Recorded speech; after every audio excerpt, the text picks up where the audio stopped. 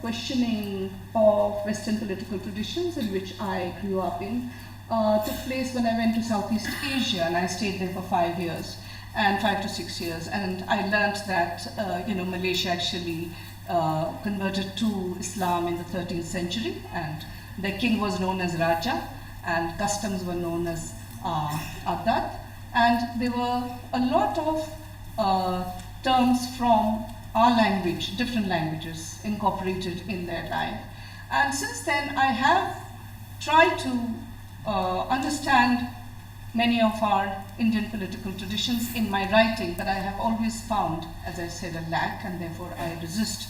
The second reason, of course, has been my understanding of Ambedkarite thought, through which I could understand more about Buddhism and some of the concepts which Ambedkar used to reinterpret Buddhism. And I have tried to write on that. I hope I have been able to communicate. But still, I feel there's a fear. There's a fear that I am treading on a path that I might just, fall on, and I might not be able to come back.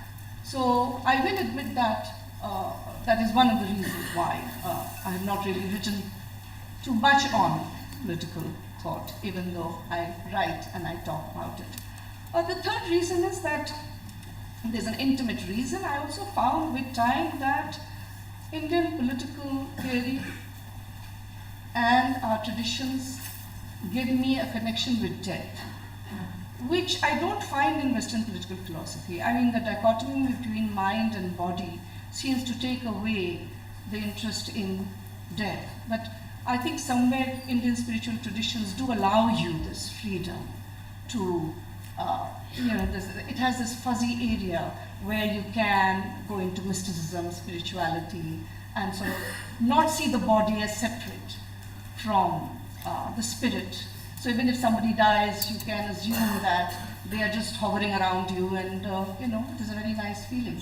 So I think there are several reasons for this struggle, and therefore some of the points made in the morning discussion, I think we need to take on, and I'm very delighted that the title of our session, which is The Future of Indian Political Thinking, somewhere brings us to rethink our past, but in a way that we engage with our present and see where it takes us.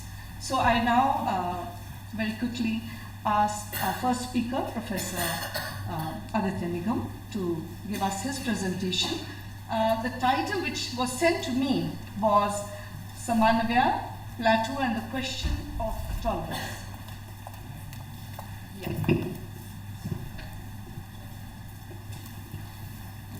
Have around 20?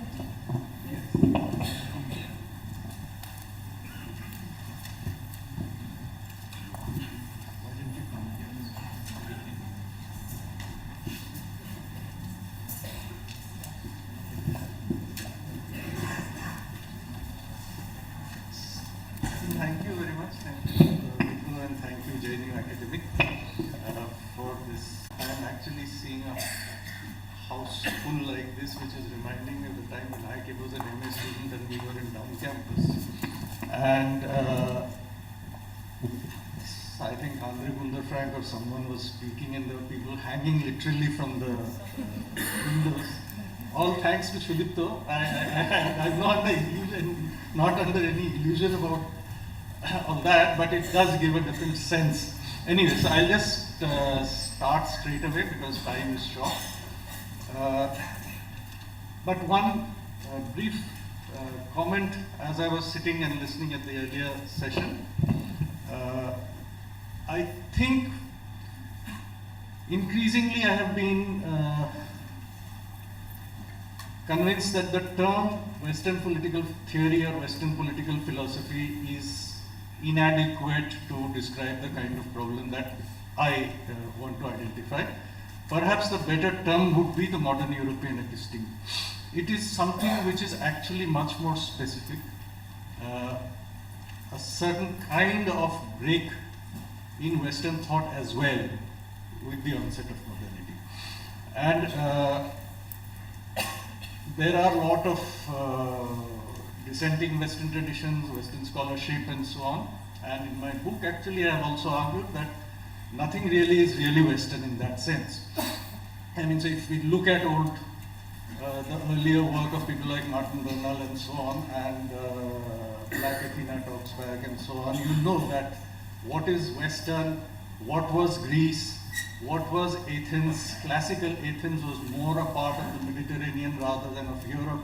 The conversations were actually taking place between the Islamic, the Hebrew scholars, and who were excavating the 15th century, 1500 years old works of Aristotle and Plato. So it is not a geography that we normally talk about. We think of classical Greece, Renaissance, Italy, and bang, we come on to Enlightenment, and that's it. The world which was waiting in darkness is illuminated by the light of the Enlightenment. I think that is where the problem lies. Now, I'll just begin by making a few remarks, and I'm just going to read it so that I keep to the time. Making a few brief remarks. The talk is called Samanvay. It's too much for a 20-minute talk, so I can only kind of give some thumbnail points in the course of what I say. Samanvay, Plato, and the propensity of things, which I've modified slightly from what I said.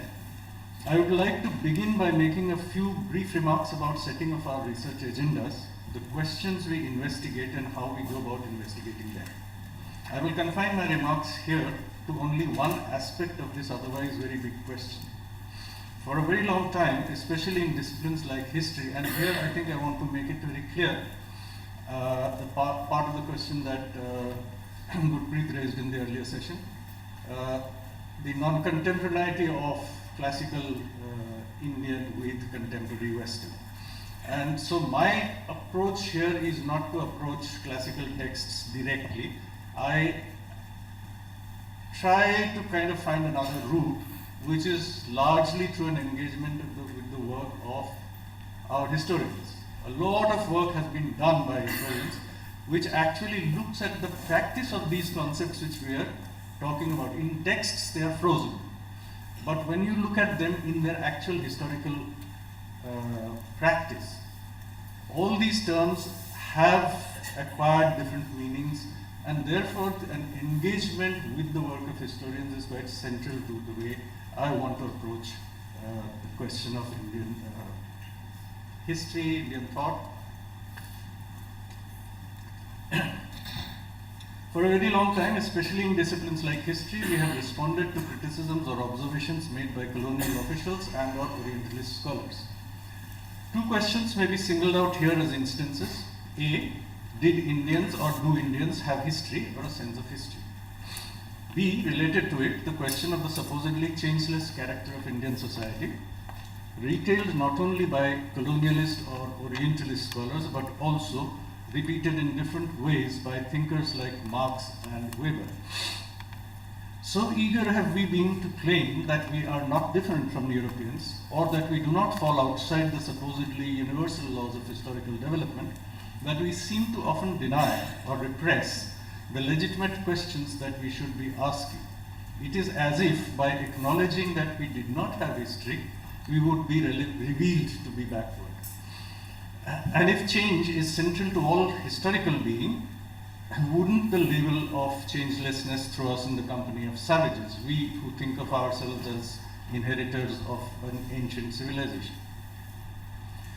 With regard to the first question, we could take the instance of the fascinating explorations of Professor Urmila Thapar, especially in her Krishna Bharadwaj Memorial Lecture Time as a Metaphor of History, and more recently in her 2013 magisterial book, The Past Before Us, both of which elaborate on the notion of time and history in the Indian/Hindu tradition.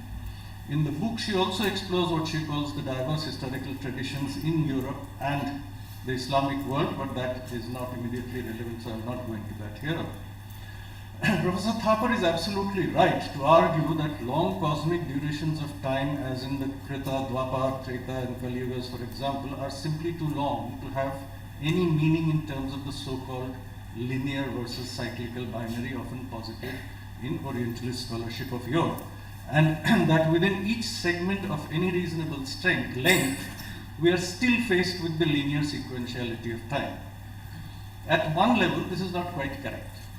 In Puranic notions of time, for instance, the past, present and future all coexist simultaneously, rebirth and karma providing one of the ways of this continuous co-presence. Everybody is either living out a past or preparing to live out another future, and no one is actually exempt from this continuous co-presence of different times.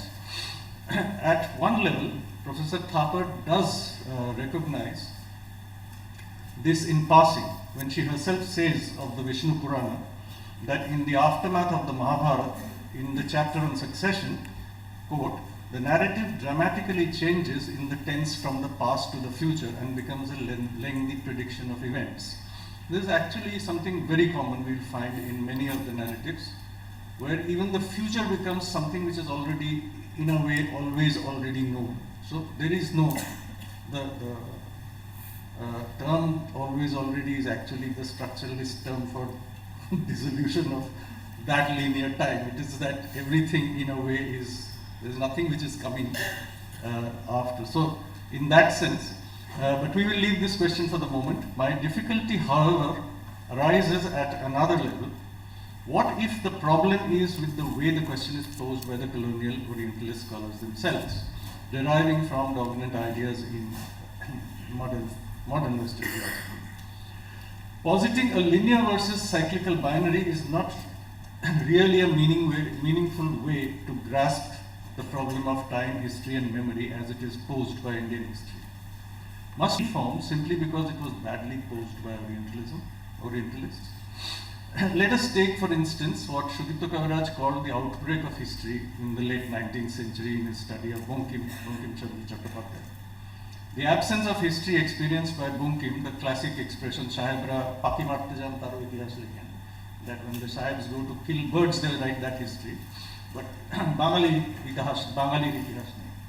So that is actually a pervasive and experience experienced by the modern Indian self virtually as an ontological void, right through up to the mid-20th century. No one seemed to have a history, and they all embarked in search of one. This is true not only of Dalit and other lower caste groups who were actually denied history, but also of the upper castes. Is there, Bankim himself being a case in point, is there any point in telling these people, these communities, these groups that they actually have a history, though they may not know it? Is there any point in enumerating odd instances of some accounts of the past, mostly genealogies of kings and dynasties, to make this point? For that is not their question. It is a question posed by somebody else. Indeed, one has to relate this question to the felt ontological void to the material fact that everywhere we confront every day as research scholars, namely the singular lack of interest in documenting and archiving even among modern historians. Where do we stand actually if we do not have the National Archives and the India Office Library? What indigenous archives or preservation of knowledge do we have? I often think that the Hindu attitude with respect to documentation and archiving is a bit like their attitude to the human body after death, consigned to Agni and left to dissolve into the elements. And this suggests a very different notion of relation to the past, its preservation, and to ways of recalling it, of which we still do not have much sense, largely because we got involved in debating with the Orientalists that we have history. They said, you don't have history, we said, we have history. And I think the point is not really that. The point is and not having history is not a bad thing. I mean, what I'm saying is that if we start with the assumption that everything that the bar has been already set for you, and you have to weigh up to that, measure up to that, then we will always look at these questions and respond to them defensively. With regard to the second question, that of changelessness, let me refer to the classic essay by Professor Irfan Habib, The Peasant in History, Indian History. In this grand survey, Professor Habib attempts to track the changes that the peasantry and the agrarian economy underwent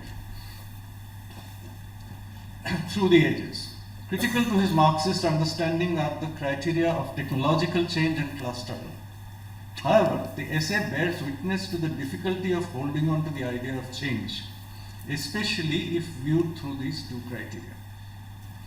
Throughout the essay, we see a strong investment in showing that private property, or at least incipient class formation, were in existence as late as in the 9th and 10th centuries in the Chola kingdom, in some parts of the country, for example. And at one point, Habib argues, and I quote, "Our evidence tends to show the peasant as no more than a pliant victim, while his superiors fought it out for control over the surplus he produced."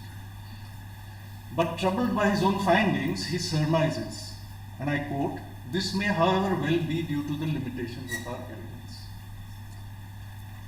He acknowledges a collective debt to R.S. Sharma for having identified the sole peasant uprising in pre-medieval times in the 11th century North Bengal, the Kaivarta revolt.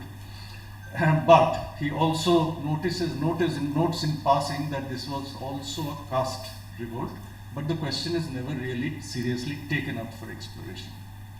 Could the problem perhaps be with the desire to look for property and class struggle as the dynamic elements, whereas changes were actually taking place elsewhere and the logic of those changes was perhaps altogether different? Habib's most interesting observation then follows, I quote, "The degree of changelessness in the condition of the peasantry can always be overstressed. One should, on the other hand, also be wary of assuming change just because of an alteration in the quality of record, as happens when we move into the 13th century. So what happened that changed the quality of record keeping in the 13th century?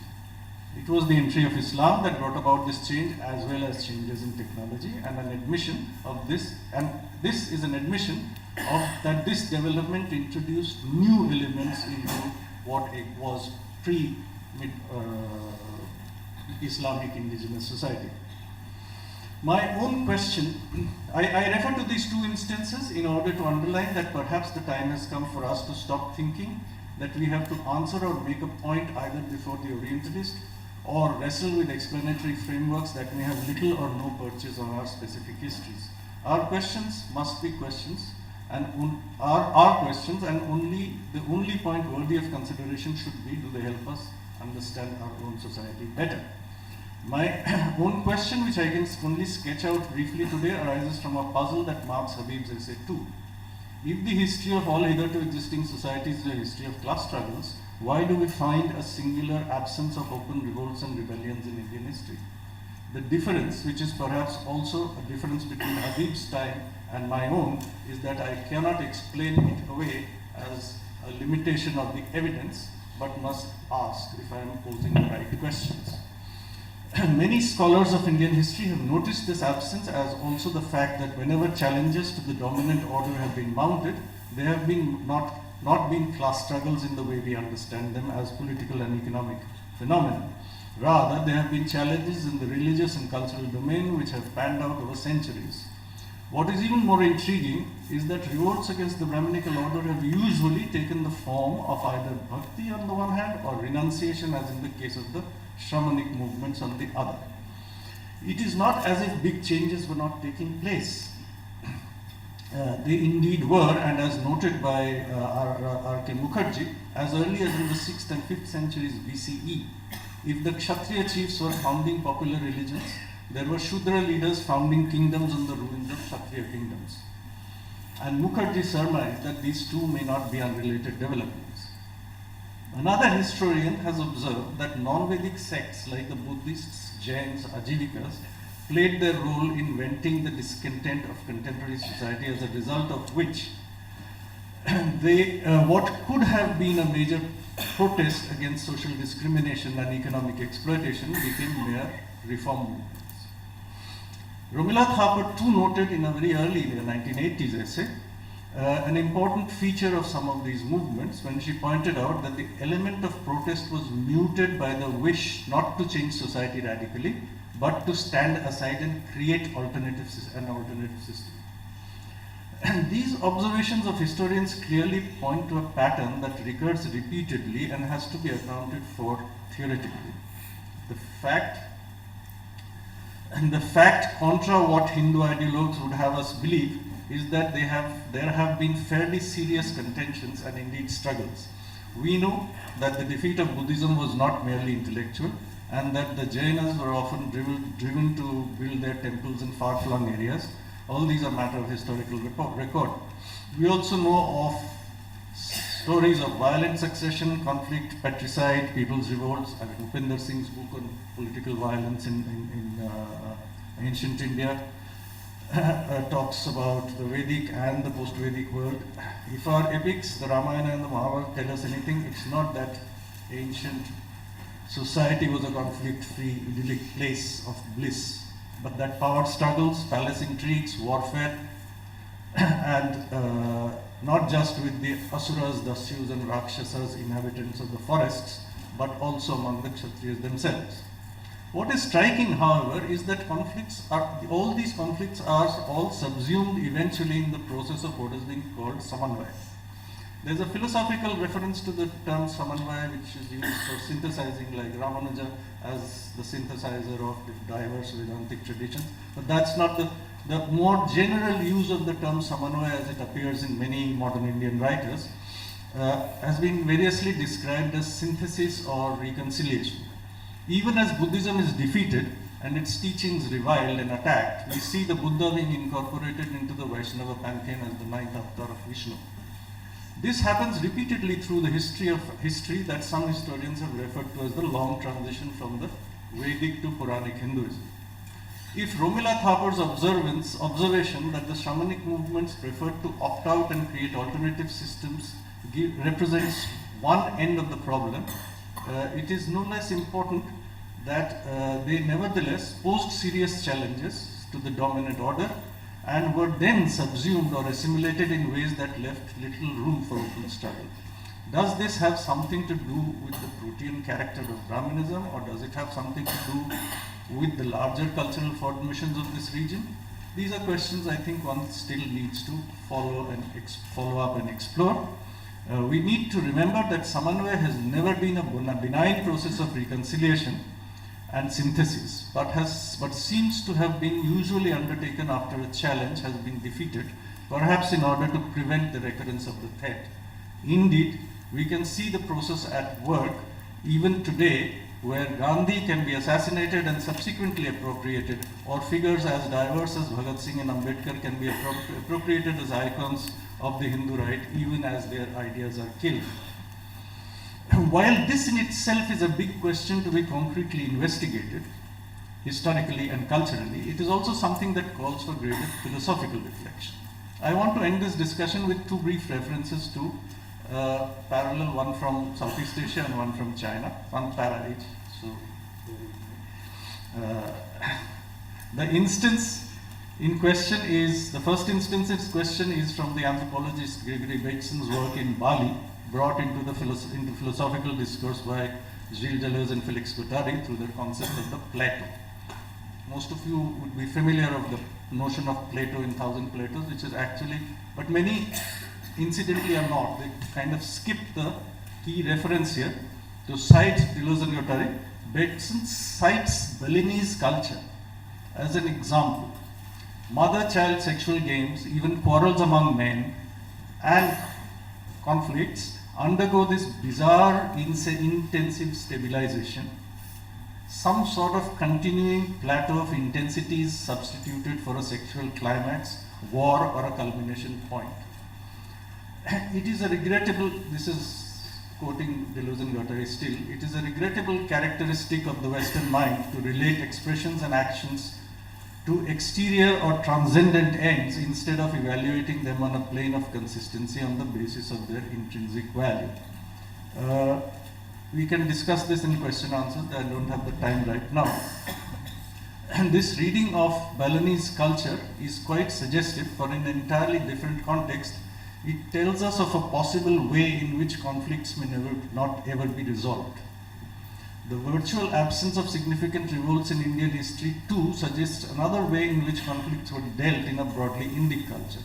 Now, I'm not suggesting that the two are same, but what I'm saying is that there are ways in which this idea of an end, of a resolution, of a end of a phase, is actually foreign to many cultures, and it reflects in a certain sense the notion of time as eternal. So there is actually no end to, it's very common in Western philosophical or theoretical writing to say the end of modernity, or the end of postmodernity, or the end of something or the other. But there are cultures where actually there is no end, no story ever actually comes to an end. And I said that reincarnation and rebirth is only one way of looking at that. So the second instance, Francia Julien's philosophical studies on ancient Chinese war treatises also indicate a very different attitude to war, where the idea is not to destroy the enemy but to rely on what he calls the propensity of things. In order to, and this is a translation of his long engagement, it's Chinese terms, where the idea is not to destroy the enemy, in the course of development, turn the course of developments in your favor, as opposed to the Western obsession with resolution. This is again a quote from Julien. As opposed to the Western obsession with resolution and destruction of the enemy, says Julien, the Chinese treatises on warfare recommend the exact opposite. Now this is war. This is not some non-relationships. Chinese treatises on war recommend the exact opposite. In general, the best way of proceeding in war is to keep the enemy country intact. Further citing from the treatise, he notes that the contrast with Western tactics is flagrant. Thus, those who are experts in the art of warfare overcome the enemy army without engaging in combat. They capture towns without attacking them and ruin a country with no prolonged operations. The way to conquer a world is to keep it intact. If any of you have read Mao Zedong's military writings, you will actually see a straight resonance of, we've grown up reading those writings, so the minute I read this, I knew where Mao was actually coming from. I've presented these three different perspectives here of the way in which ideas of conflict and warfare might differ fundamentally from our understanding derived from dominant modern Western notions of resolution, climax, and destruction. One should take these instances not as representations of some frozen cultural essences, but as expressions of certain kinds of historically constituted configurations of culture that nevertheless indicate different kinds of possibilities for thought. A deeper engagement with these other modes of being might perhaps open ways of returning to specific problems posed by Indian history that I began with. Thank you.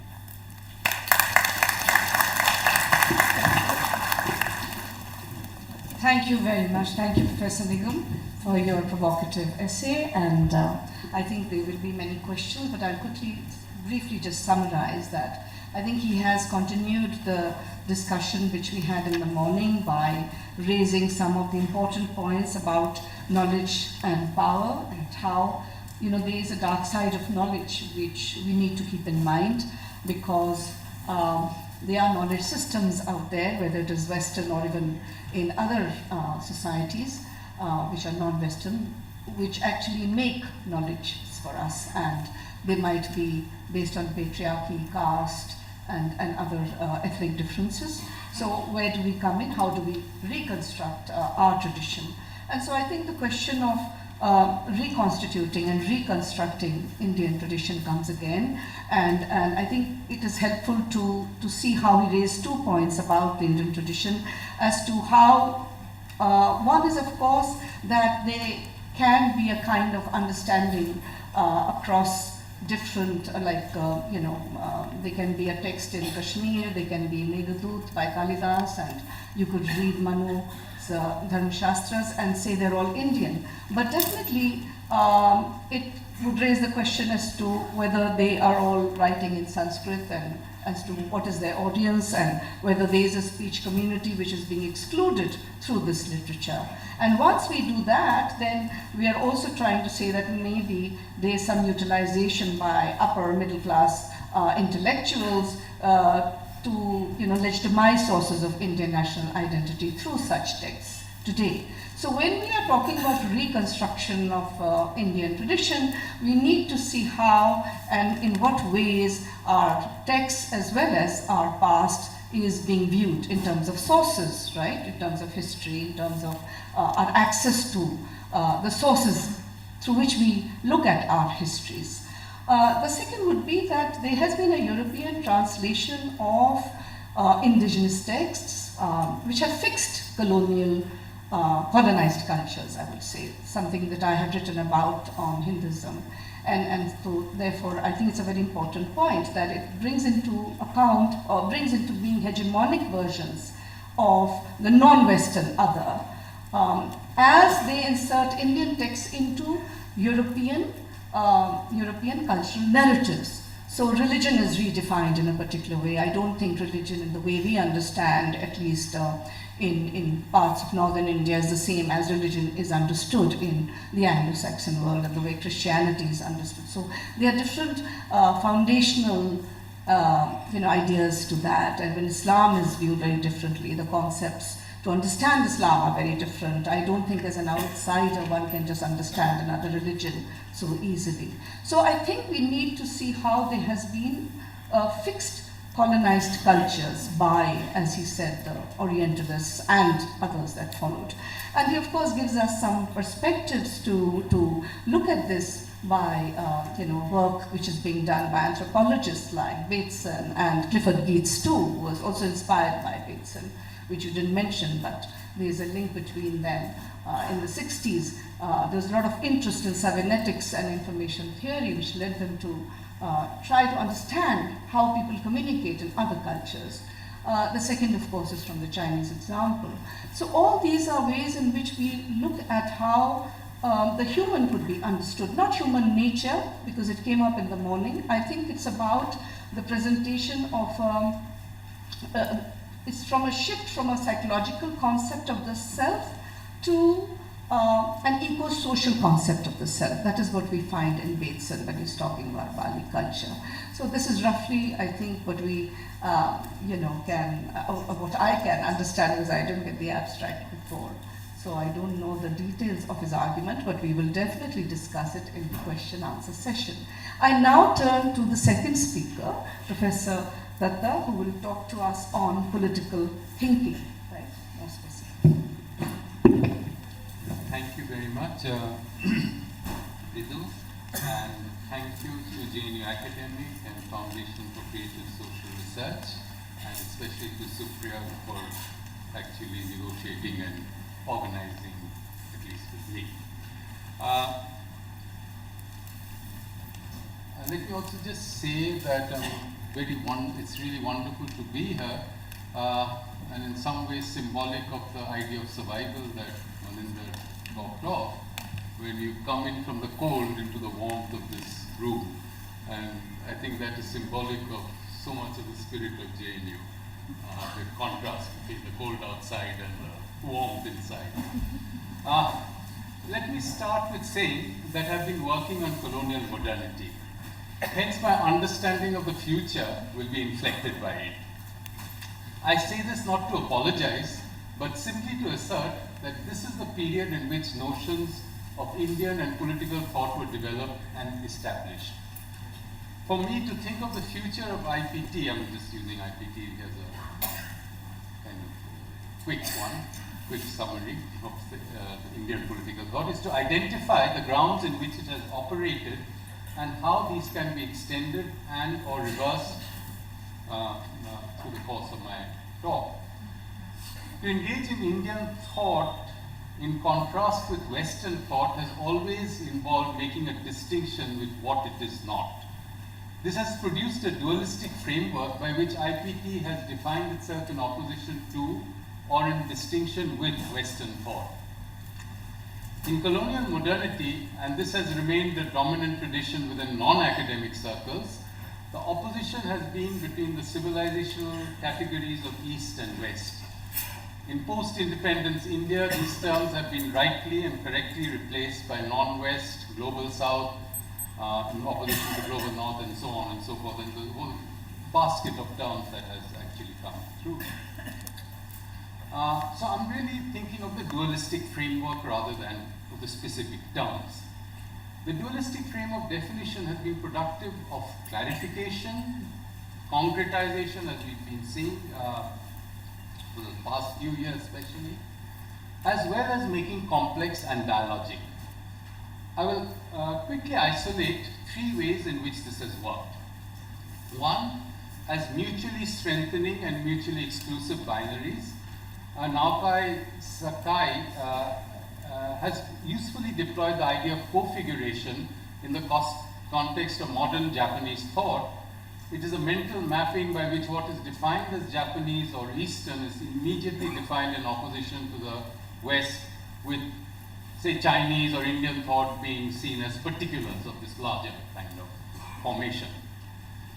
The position of these categories immediately create an opposition that mutually homogenizes each category. But this has also been incredibly productive, as we see in, say, the work of, say, somebody like Budhe Mukhopadhyay, using these two categories in order to kind of actually explore some new foundational understandings of time, society, self, and so on, so forth.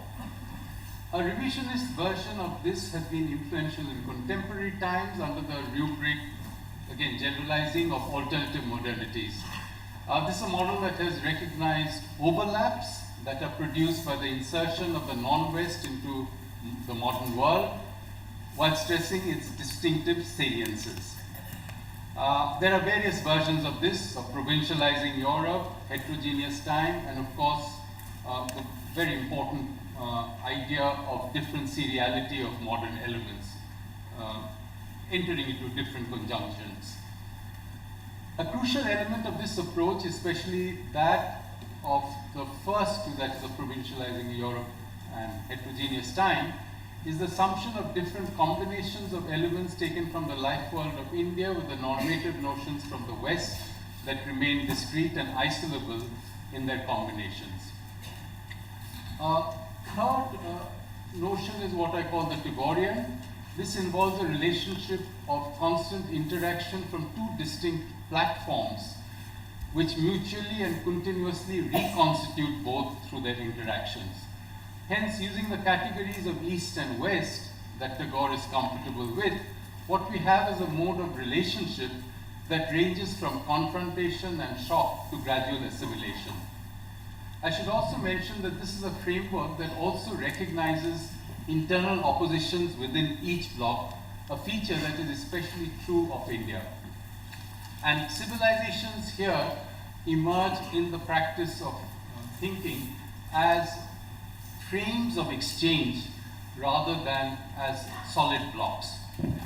So having kind of quickly summarized these three positions, just let me say that these modes of thinking about interactions are extremely productive in different ways, and what I wish to focus on today is not so much on the specificity of the interactions and the undoubted productivity of these in throwing up and explaining a range of concepts. Instead, I will dwell on the autonomous position it gives to the thinker, straddling as she is the two blocks of thought. The thinker becomes the arbitrator and quote-unquote reinventor of the Indian. Let me say here that I'm not really concerned with the platform of power that this produces. Instead, I'm really interested in the general idea of the Indian that these modes define and the field of concepts that arise from these. The basic mode I suggest is one of synecdochal negotiations. This is a simpler idea than what it sounds. Basically, what has emerged in the field of Indian thought from the 19th century is a transaction between the two blocks, East and West, through appointing certain thinkers or concepts as representative of the entirety of each block, that is, of East and West. In practice, this is a very dynamic field.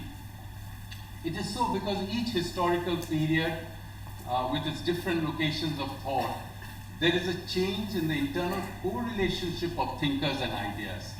Hence, when we look at Ram Mohan Roy, we take into consideration his revisionist commitment to Shankar's Vedanta, to Islamic rationalism and cosmopolitan thought, and the way it flows into or combines with deism and ideas of Voltaire and maybe Bentham.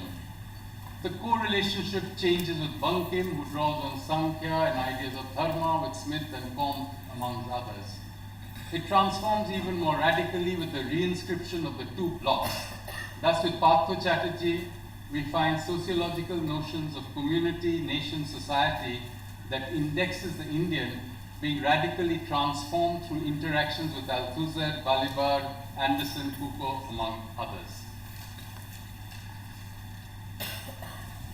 To recognize this interplay between the two blocks of thought is simply to understand that the category of the Indian is in a state of constant negotiation. The process of negotiation can create conceptual phenomena that are analogous to a popular understanding of quantum mechanics. You see a wave or a particle, all of it depends on what you're looking to isolate. To be more specific, the negotiation produces a phenomenon that allows it to be framed by both blocks. Hence, seva can be looked at from the frame of Buddhist practice on the one hand, or from that of the Krishnari missionaries on the other hand. Modern Indian thought works, in other words, within a semantic bandwidth of different concepts. What is involved is something I call, quote unquote, making commensurable. That is, an act of yoking together different concepts in relationships of overlap, bricolage, palimpsest, and so on, to produce a field that can throw up new original concepts. Quote unquote, making commensurable is a terrain in which the commensurability that is achieved is something like a stitch, a suture, which shows the gaps that are brought together to produce something new. In other words, the grounds of Indian political thought that produces new conceptions is one that refers to and builds on different sets of prior conceptions. Hence, a concept in modern Indian political thought resists the complete adequation of a concept to its singular definition. The grounds of IPT is a terrain where the precision is required not to understand the exact concept at issue, but to map out the way different concepts collaborate to produce new ones altogether.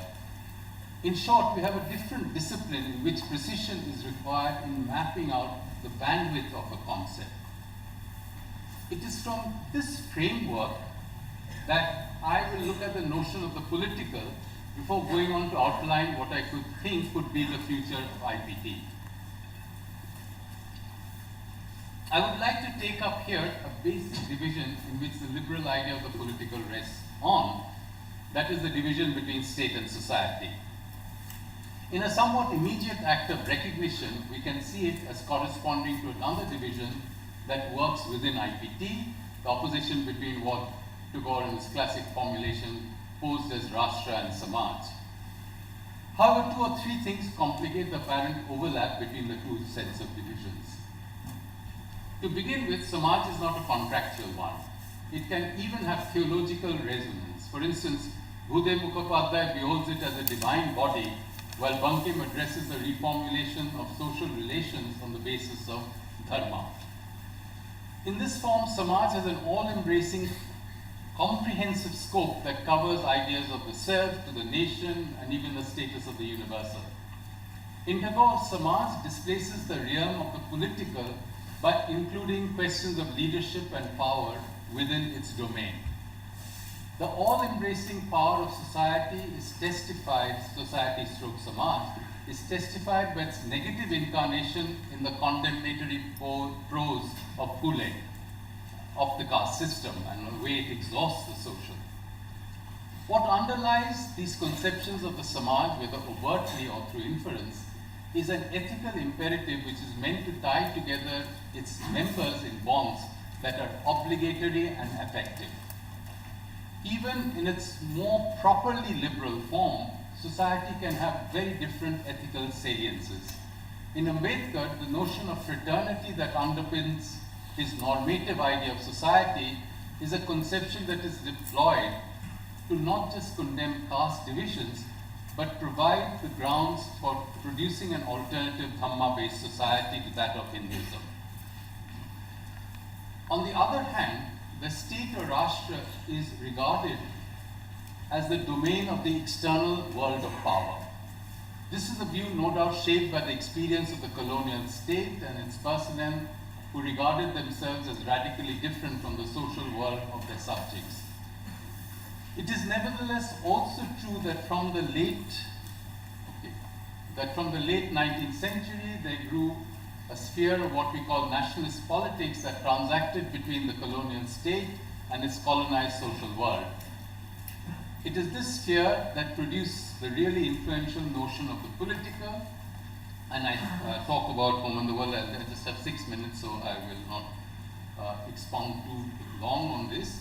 But two kinds of understandings of this idea of this dynamic political which lies between the state and the Samaj, as it were, is a kind of hostility to the political, which is nationalist politics, defined as quote unquote the politics of the nation and say home and the world, to God, which is probably the best exposition of that. And on the other hand, the sense of the political as politics, which is somehow lacking. There is constantly an insufficiency within the political. Just for instance, there is always, the political requires a supplement. Hence, you have the religio-cultural, the ethical devotionalism of Gandhi, devotion of Gandhi, religious cultural nationalism of Hindutva. Nehru and in the left, it's a vehicle for the reorganization of the economic, less importantly cultural, while in Ambedkar, the political world is located between the centrality of the law and a reaching out for alternative structures of society that culminates in Buddhist conversion. Even Partha Chatterjee's very original contribution of political society is one in which the political is mobilized to think through an alternative social formation that exists at the margins of governmentality and post-colonial liberalism, and the content of which is premised on the negotiations of political life, especially of the idea of entitlement, that brings together a notion of obligatory expectations of the state with the resonance of rights, together with the affective power relations of patrons and clients. Can I have about 5 more minutes? Then what do you Thank you. Yeah. It is the idea of the nation that provides the political with a transcendental legitimation that makes it a necessity. The nation mobilizes the political in an all-comprehensive assortment of relationships between the economic, social, cultural, in fact with nearly all elements of the life world. In doing so, it gives to the political an intermediate ethical position between what is regarded as instrumentalist and ethically compromised, one of the kind of meanings of the political, with the transcendental claims of the nation. So the politics with its kind of meaning of instrumentalism becomes necessary for the transcendental claims of the nation to be actualized. At the same time, the political retains its autonomy. It is not exhausted by the nation. The political operates with the different imaginaries of the nation. This is different from the practices of politics as well as the idea of misrecognition that attaches to the notion of ideological. The imaginaries of the nation work as the agonistic heart of the political as it aspires to the nation to reorganize its already existing life world. Hence, the alliance between the nation and the political is also a fraught one. This returns me to the title of this session. Let me say here that I prefer to think of the futures of IPT rather than its singular future. This is because I believe in the plurality of projects and projections, but also because I wish to preserve the sense of possibilities in the face of an ever-threatening probability of being condemned to think of a single conformist future of Indian thought in general. Here I would like to think very, very briefly of two possible trajectories of development that are already present in a nascent form. The first is the development of quote-unquote vernacular traditions of thought. The initial development of each distinct vernacular tradition needs to lead to a process not only of in-depth study to the extent that's possible, but also to lead to a process of exchange between different conceptual traditions that are anchored within those vernaculars. This may require an expansion in the repertoire of methods to mine thoughts and form concepts, for a great deal of political thinking, in the extended sense that I've suggested, will be contained in music, oral tales, and so on. Prathama Banerjee, I think, has already made a kind of important kind of departure in also taking into account theatre. The challenge will be to quote-unquote make commensurable the different conceptions in the internal expansion, in the sense of working to identify and build on overlaps while maintaining the sense of the suitor of the stitching. The second trajectory of development I wish to see is the internal expansion of exchanges within the non-West, including those traditions that straddle the middle ground, such as those of Russian thought. This can implode the binary of the two blocks, the dualistic framework that I talked of, by expanding the range of conceptual exchanges. This appears to be an even more difficult prospect since it involves mutual study of languages, as well as the flows of international finance and geopolitical relationships. Yet this remains for me a key element. My suggestions, or rather desires for the future, are not original as I have stated. However, I think they are critical. I have gestured at the difficulties of working, it's just another minute. Since we talked about time earlier, eternal. I have gestured at the difficulties of working between two blocks of thought. At its best, a co-figurative schema can produce original categories of thought that extend from the self to inter-community relations to conceptions of time and so on. However, the habit of thinking in two blocks is that it has a built-in tendency towards homogenization through mutual opposition. And this embattled ground of thought is one that opens up the opportunity for authoritarian regulations of thought itself. In such projects, invocations of the nation can stifle political thought. It is the danger of the binary that we need to avoid by expanding the range of conceptual exchanges so that it becomes a multiple platform of exchanges. What we can follow and develop is this trend towards conversations across internally differentiated conceptual pools of vernaculars on the one hand, and the globally expansive regional exchanges whose general historical trajectories and present conditions overlap with our differences. These two planes of the future can open up intersecting trajectories between national and globally defined regions to throw up new geographies of concept with which to think and rethink our world. Thanks. Thank you, Professor Datta. I think we are running out of time, but I'm very happy that both our speakers were able to present their papers and, in the way they wanted to. I just would quickly summarize one point which comes out of this paper, one being that attributing oneness to Indian political thinking is sociologically wrong for two reasons. First, that there's a logical fallacy in assuming that somewhere Indian political thinking, and if it is in terms of, let us say, a majoritarian way of thinking, they can be identical for reasons because there is so much diversity across religion, language, and cultures that this would not be possible.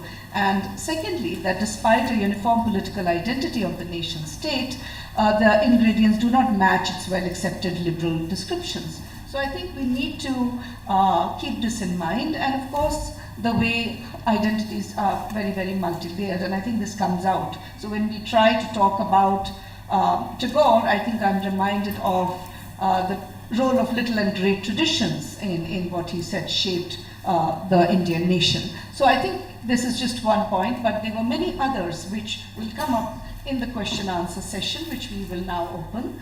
So I'm going to, I can see we have around 10 to 12 minutes for questions and then responses by our speakers. So let me begin from this side. The wrong side or the right side? As I always say in class. Okay? No, just, sometimes there's so many hands. Yes?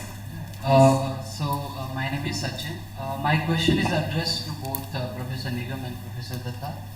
So basically, I'm thinking in terms of the politics of this very exercise of making this distinction between Indian and Western thought. And conventionally, of course, the main political goal has been to decolonize Indian mind. But as we move forward, I think we are confronted with another challenge where this very exercise is initiating or leading to different sort of new forms of colonization, basically.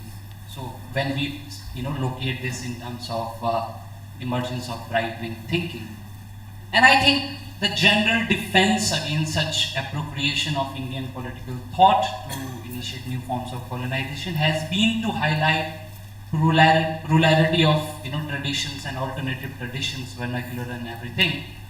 But I think that defense is not working anymore. We need different sort of conceptual categories. So, what would be that alternative? Right. So, what can be the alternative to that instead of only plural traditions? Any other question this side? Otherwise, we go to this last. Yes. Okay. Thank you. Thank you for this insightful talk. I have one doubt actually. I need to clarify from Professor Nigam actually. So, when you are engaging with the different way, like Puranas, mythologies, and the history. So, what is your methodological prism that you have been engaging with these three different way actually into a single framework? Okay. All right. So that is a question for you. Yes, please let us now come here. We have to distribute the questions. Yes. Hello, sir. My question is to Professor Nigam, sir. Could you explain a little more from Deleuze and Guattari what you want to say? You want to say the contingency of concept or the making of right job or something else? Please explain what you wanted to say from Deleuze and Guattari. Deleuze and Guattari wants you to expand on why you brought in Deleuze and Guattari towards the end. Thank you, sir. Can we go back? There's a student who's been rhizome. Yeah, rhizome is a concept which. Can we just have the question again, please? See, it was simply the contingency of concept, or you wanted to come towards the making of Rajog or something different. What is your point about it?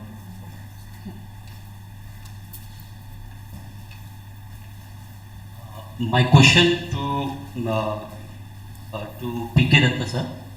So sir, somewhere you have mentioned about the idea of particular and universalism, right?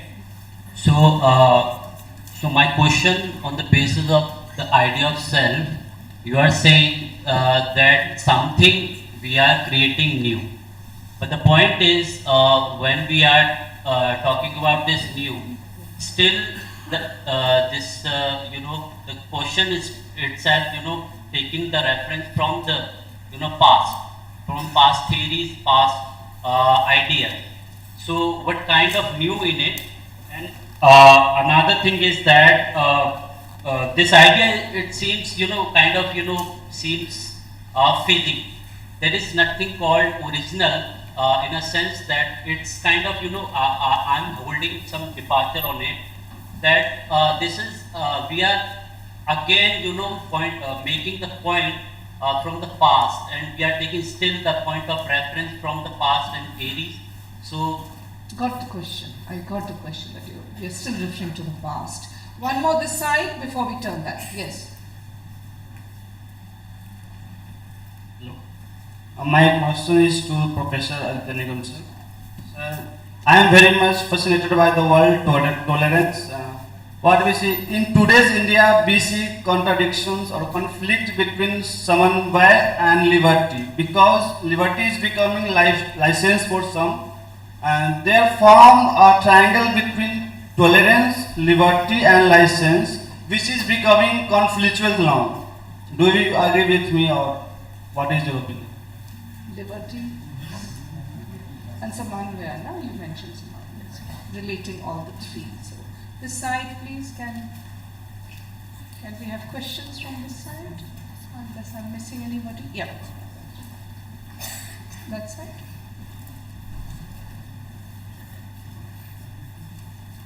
Anybody this side? I'm coming back after this question. My question is to PK Datta, sir. Both of you respond. You talked about making commensurable with regards to certain concepts. What about Incommensurables. you were talking about Commensurables. making commensurable with regards to certain Incommensurable. concepts. How do we think about things which are not commensurable or incommensurability? Where since you mentioned the question of state-society relations, and I think Prathama Banerjee has also had written a paper some time back about abiding binary, where state and society, in modern times, especially thinkers like Ambedkar, use that external sovereignty of the state to combat a certain social sovereignty, if we could use that concept,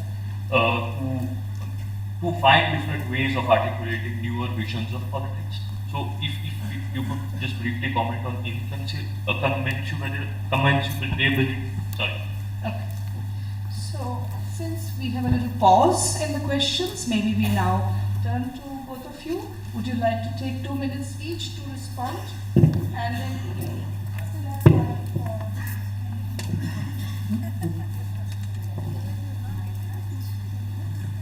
Yeah.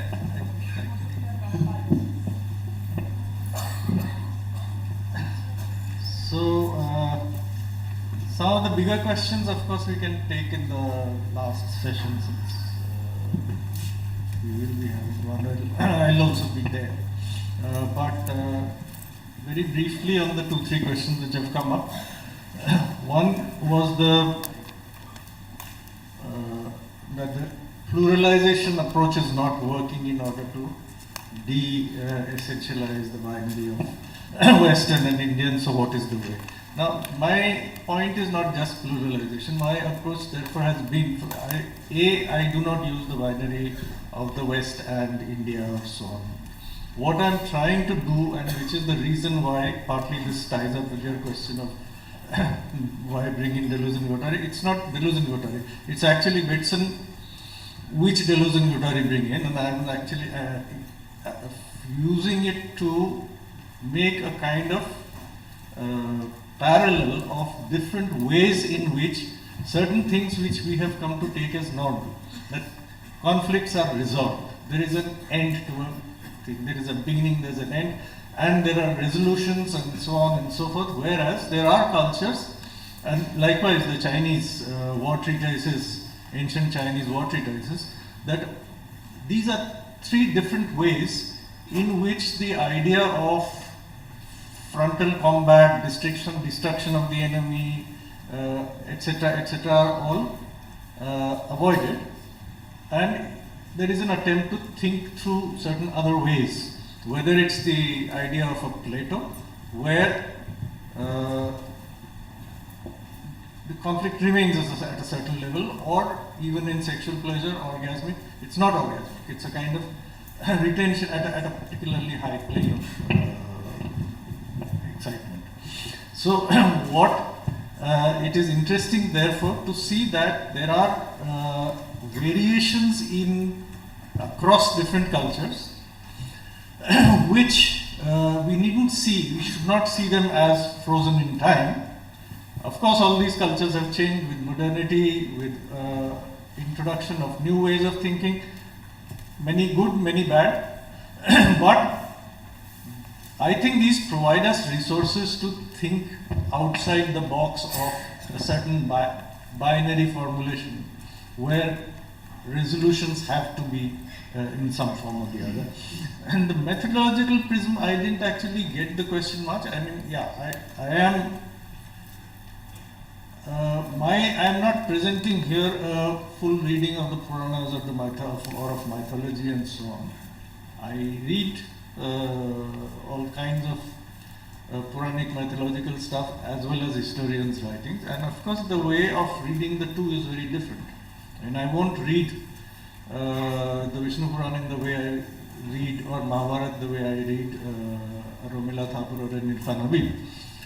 So, and that is precisely my point, that precisely because I'm reading it in a different way, I want to actually use this in a way to open out questions which have not come up precisely because somehow our responses were to the Orientalists. We're not actually responding to questions which are emerging. So why is every modern Indian in the 20th century looking out for history, searching their own history, their own past, irrespective of what caste, community, whether you're Muslim, Hindu, this, that, etc., everybody is in search of history.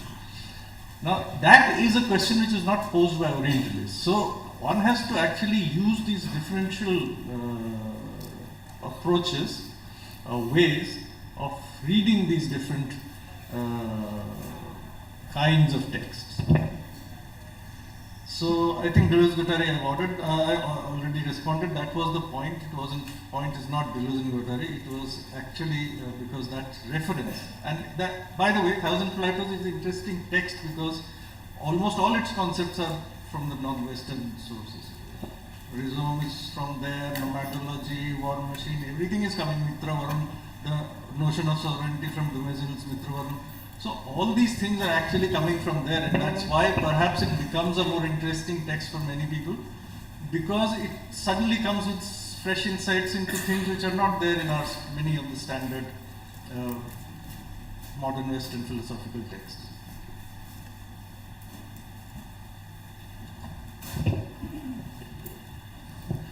Thanks for the questions. Yeah, let me just start with this one on this paradox of looking at the past to think about the future. Let me just say here that basically I am looking at the past as in some senses analogous to the idea of the tradition that we were discussing earlier. That the past, the modern past that I'm specifically talking of, is one that is continuously throwing up new concepts through negotiations between different cultural frames of ideas. And this is something that is a quote-unquote a tradition, if you like, which is something that from which we need to kind of get our energies from, and not surrender it to a singular idea of the Indian or the West or whatever, or a particular. So this kind of, what I say, negotiation, that this plane of negotiation needs to be preserved. It should not be a singular idea of Western tradition or Eastern, in a way of an Indian tradition that is in a way a mirror reflection of how we kind of generate the iconicity of Western political thought. So there is a certain difference here because we have different conditions.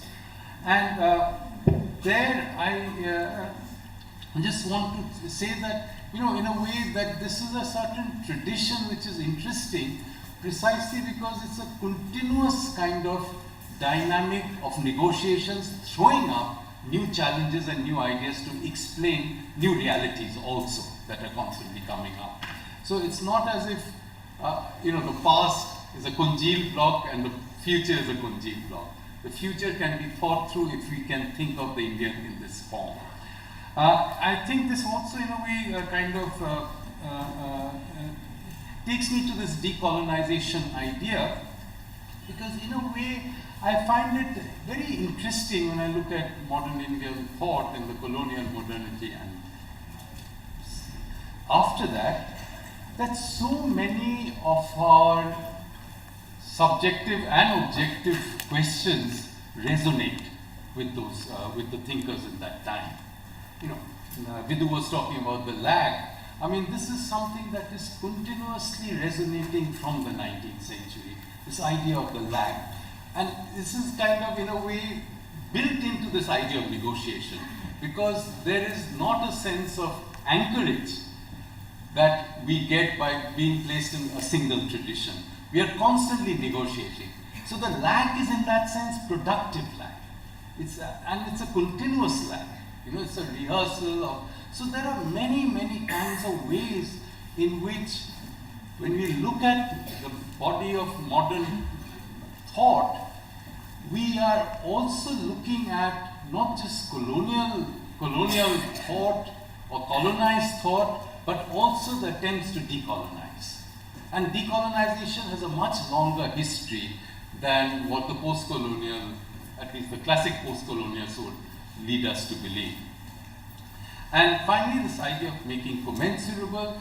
I mean, my thing was really to escape this, binary between the commensurable and the non-commensurable, incommensurable. Because in a way, what we have to do as kind of part of, living and coexisting is to also find ways in which to negotiate our different meanings without coming to different concepts, without completely coming to a concept that makes commensurable between differences. So making commensurable is a phrase I'm using in order to kind of talk about that particular tension between preserving the incommensurable while actually trying to make it commensurable. So in that process is in a way, again, to return to my basic thing, that it's a process of negotiations to throw up a field of new ideas, as it were. Thank you. Thank you very much. Any questions from the audience? Okay. Yeah, we can take 2 more minutes. Take 2 more questions. One. Yeah. Please make it short, brief.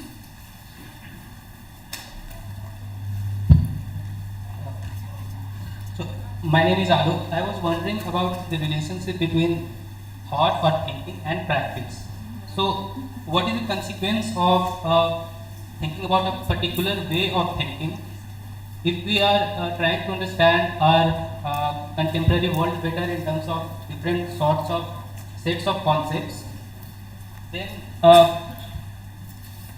it may also happen that we are determining the contemporary subject, the present subject, in terms of historicity and its cultural way of life and its cognitive abilities and cognitive world as well.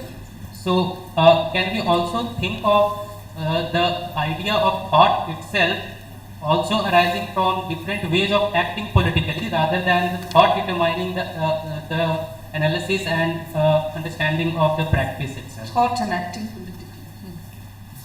Last question, please. Good afternoon, sir. My name is Abhinav. I'm from Translation Studies.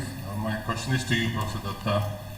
You just kind of mentioned the binary. Could you just explain it again? You talked about the fork and the movement, the interaction of the fork with the Western, and I could not really understand it. So if you could just throw a bit more light on the binary that you talked in your lecture. Again, just quickly to say that when we think of Indian political thought, as say distinct from Western political thought, as an insider to the Western political thought, for the Western political thinker, there is an achieved tradition, and they don't need to measure it in contrast with some other thought.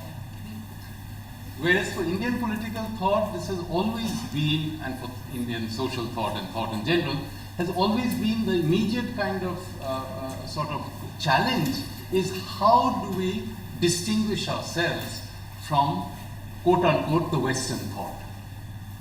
And that can have different nomenclatures, but what I'm talking about is really this dualistic framework of thinking. Can you just answer that?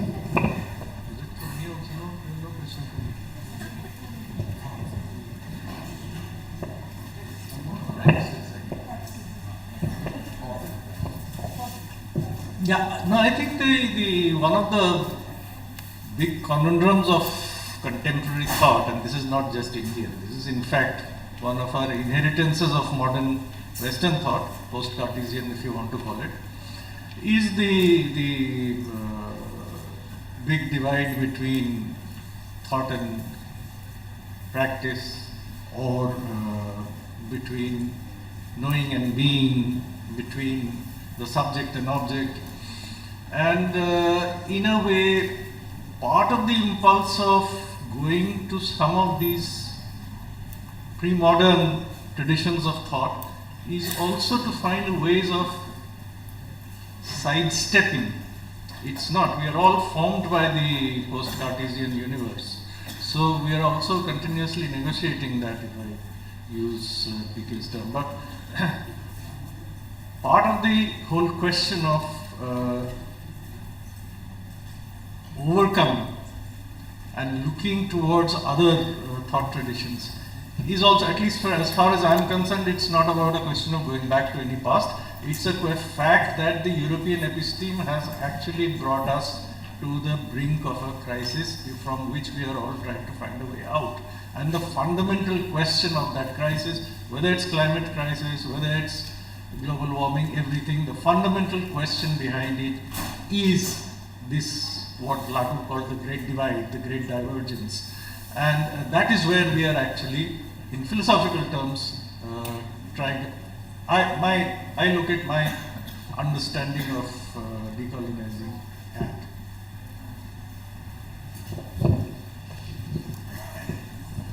Thank you very much. We've had a very interesting session, and I think we have begun, we have, I think, somewhere arrived at a broad consensus that the hegemony of prevailing intellectual traditions need to be questioned. We need to reflect on questions related to that, but I think if we do this, is it going to be negotiation? Is it going to be a rupture? I think that is the important point, right? That's what's coming out in the questions. And if so, what can be done to transform this condition, whether it is through negotiation or rupture? What would happen after, let us say, Western hegemony or Brahmanical hegemony is overthrown? What will be the internal structure of our thinking, of our social sciences? What should it be for? And for whom should these traditions which we reconstitute, who should they be for? What are the conditions, in particular the institutional contexts, in which these new traditions will flourish, which are reconstituted by us, both in the north and south, and how will they achieve a form of decolonization which is beneficial to all of us, and what will be the ethics underlying this transformation. So I think these are a lot of questions which come to my mind. I'm sure we will keep thinking about them in the months to come, but I think there are 3 points which we need to take with us. One, of course, about inequality and agency, which for me are very central here when we talk about today the global economy of knowledge. We need to exercise caution, as modernity, coloniality are all linked, as the speakers have told us, and they're supported by certain specific institutions and regimes today. So decoloniality means to detach ourselves from the overall structure of knowledge, to engage in an epistemic reconstitution, but if we go to the past, there are huge risks involved here. How will we do that? I think that is what we have to keep in mind. The second is, of course, how do we reconstitute and for whom? So there the marginalized groups which have raised their voices and have produced alternative epistemologies, how will they be connected to this reconstitution of our tradition? And finally, I think we need to talk about what kind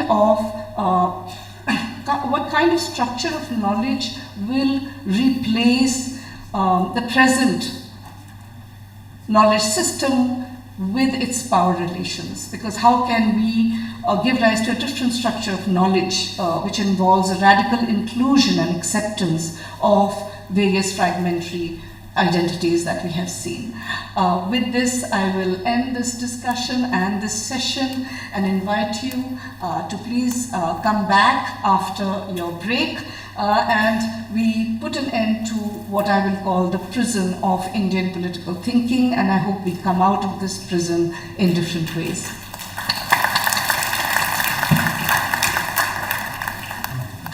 Thanks for the wonderful discussion, Professor Nigam and Professor P.K. Datta. We thank Professor Vidhu Verma for gracefully chairing the session. Thanks to the audience for some really good questions. We will now break for lunch. Only those with coupons get the lunch. We did not expect this big crowd and only ordered food for 180 odd people. We apologize for not being able to provide lunch for those without coupons. For tomorrow's sessions, we will try our best to increase the number of plates now that we have received some generous donations from the students. Those with coupons, please give the coupon to the JNU Academic volunteer standing outside near the lunch area to proceed to have your lunch. The lunch break is only for 45 minutes.